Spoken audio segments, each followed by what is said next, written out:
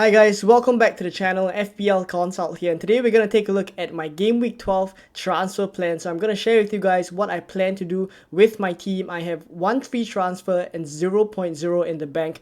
Medicash is yellow flagged, Dan Burn is red flagged, so I'm likely going to use a transfer this week defensively. So I'll share with you guys what I plan to do and see how the team is shaping up for Game Week 12 as well. If you do enjoy this one, please give it a like and also subscribe as well if you are new around here or if you just haven't done so already. Right, so Game Week 11, before we jump into Game Week 12, was a game week from hell. I mean, all of us got so low scores. The average was, I think, 27 points, so really low. And some of us with great teams on paper didn't do that well at all. Right, so I think we just put it aside. It's one of those game weeks where it's a good week to have a bad week, and we look forward and we trust the process. And a lot of our teams are looking pretty good for Game Week 12 as well, so we trust the process that it would look better in the next few game weeks. So for my team especially, I have, as I mentioned, Medicash, who's yellow flagged, and Dan Burn, who's red flagged. Right, Haaland, of course, he's returned to training, so he's no longer flagged anymore. For Medicash, I think it's likely that we don't have confirmation, but I think it's likely he will be fine. And if he's fine, there's a chance I can roll the transfer into Game Week 12, right? And just put Dan Burn on the bench. I'll deal with him in Game Week 13 when I have 2 free transfers. So assuming that happens, I think that's an okay plan. And if you take a look at the rest of my team, they are pretty alright. Right? Areola in goal, plays Nottingham Forest at home. West Ham haven't been keeping a lot of clean sheets, but he is just 4.2 million. I will want him to make at least keep a couple of clean sheets for the next couple of game weeks because the fixtures are really good. I don't think I have plans moving forward to ship him out and bring in a new keeper. I think the fixtures are there for West Ham. And defensively, even though they are not the most solid team, I would let the fixtures play out and hopefully Areola gets a clean sheet in those fixtures. So no plans to remove him as of yet.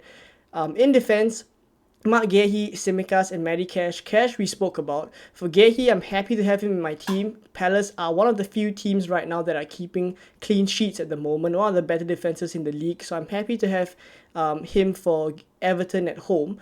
For Tsimikas, I'm not really panicking because I know he was on the bench for the Luton game. But I've read a couple of quotes from Jurgen Klopp as well that says that Tsimikas is still the first choice left back, but he can't play every single game. So I think it kind of makes sense that he was rested against Luton where there was less at stake. I mean, obviously the result turned out to be 1-1, so not great for Liverpool.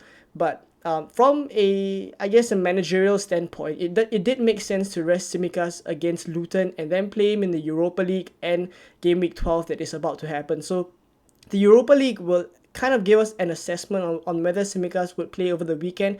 I am hopeful that he will play against Brentford at home, so hopefully he gets some returns there. For Medicash, as I mentioned, we don't have anything conclusive as of yet, but if he's fit, which I think should be the case, I'll start him and I'll just have Burn on the bench and I'll deal with Burn in the future game weeks. Right, in midfield and in the attack, I know it's very tempting to make a couple of transfers or at least rage transfer a couple of players in that we want to take a punt on.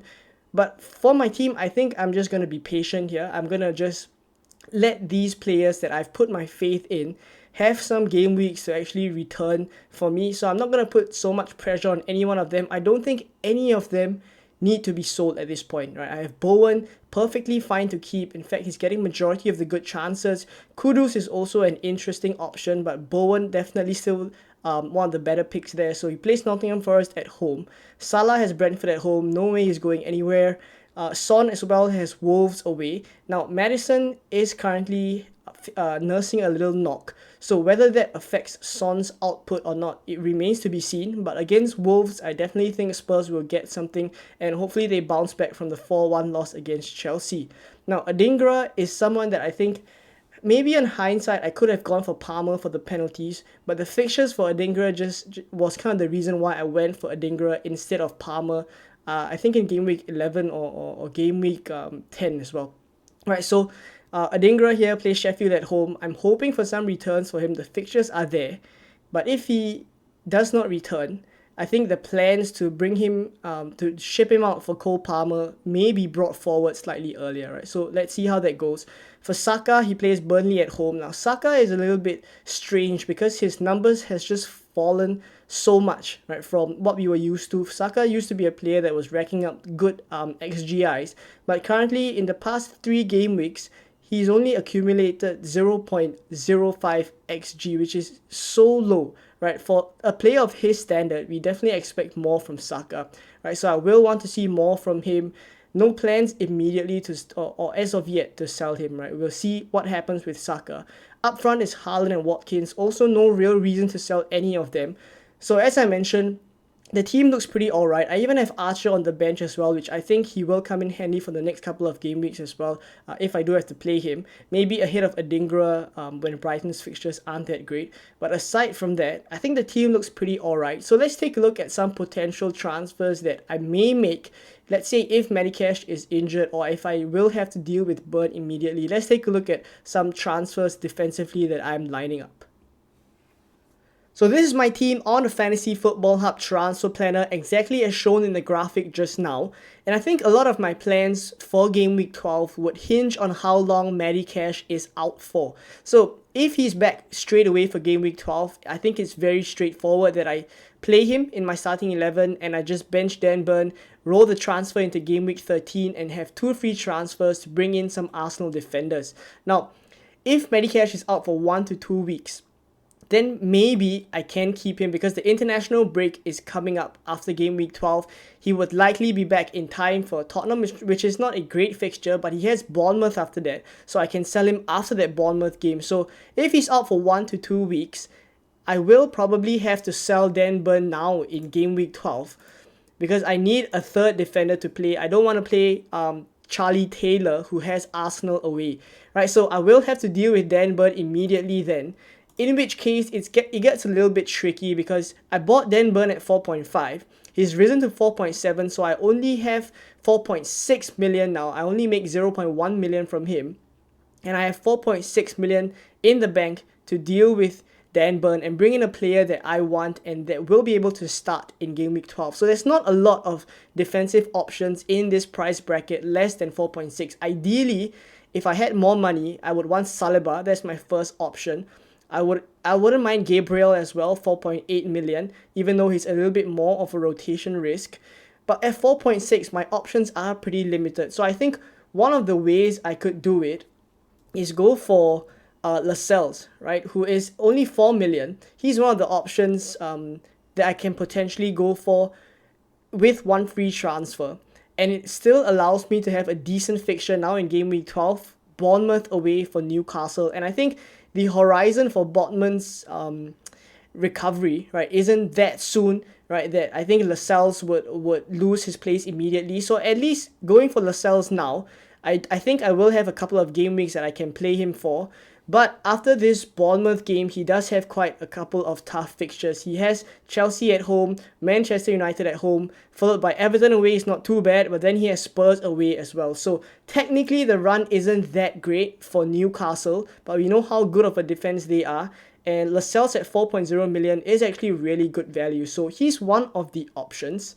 The other option that I don't really like is actually Harry Maguire, right? So Harry Maguire does have Luton at home in Game Week 12. He's 4.2 million. He's really cheap. Now, I know some of you guys would be chuckling to yourselves when I mention Harry Maguire, but the fixtures are there for Manchester United and they actually rotate pretty well, right, with the other defenders that I have. And supposedly, if they are turning a corner, maybe they will keep some clean sheets as we saw against Fulham, right? So I think the players, if they are able to get their act together, it's still possible for clean sheets to come from Manchester United. So we'll see what happens, right? So Maguire is one of the other options. And then lastly, there's also Wolves, where I can go for Dawson. Right, so Dawson doesn't have a good fixture now in Game Week 12, but the fixtures after that rotate quite well with my other defenders as well. He has Fulham away in Game Week 13. After Arsenal, he has Burnley, Nottingham Forest, so decent fixtures there for Wolves. So he's one of the other options that I can reach with my 4.6 million in the bank, right? So the options aren't great. There's really not a lot of options. So hopefully I'm not forced into a Game Week 12 transfer. And hopefully Medicash comes back straight into the team for Game Week 12. So we'll see what happens. I think if I were forced to make a transfer, the most likely one that I would go for is actually the first option that I showed you guys, which is Jamal Lascelles, and this is probably what my team would look like with Medicash last on the bench. Right, so let me know what you guys think. And I know a lot of other defenders are either suspended or injured right now. So Udogi is one of them. Medicash, of course, he's injured. Dan Burn as well. I think some of you guys still have Dan Burn. You're in my spot as well. So let me know what you guys are doing. I'd be keen to know if there are any defenders that I'm missing out, that I'm not going for, that maybe you guys are going for as well. Drop in the comments below. And hopefully you guys enjoyed this video. If you did, please give it a like and also subscribe as well if you are new around here. And I'll catch you guys in more Game Week 12 content very soon. Bye bye.